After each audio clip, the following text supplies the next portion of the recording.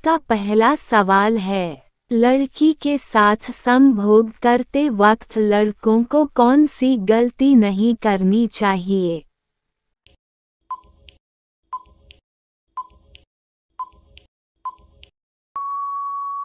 आपका सही जवाब है, शुरुआत में जोर से झटका नहीं मारना चाहिए।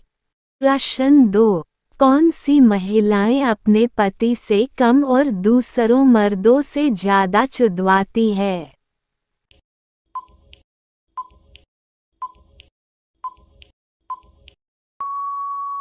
आपका सही जवाब है, नालायक, बेशर्म व चरित्रहीन महिलाएं।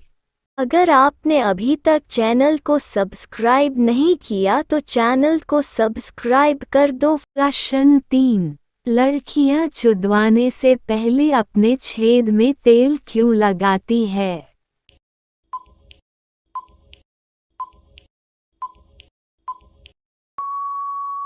आपका सही जवाब है, दर्द से बचने के लिए। प्रश्न 4, बड़ी उम्र की महिलाएं हमेशा टांगे उठाकर संबंध क्यों बनाते हैं?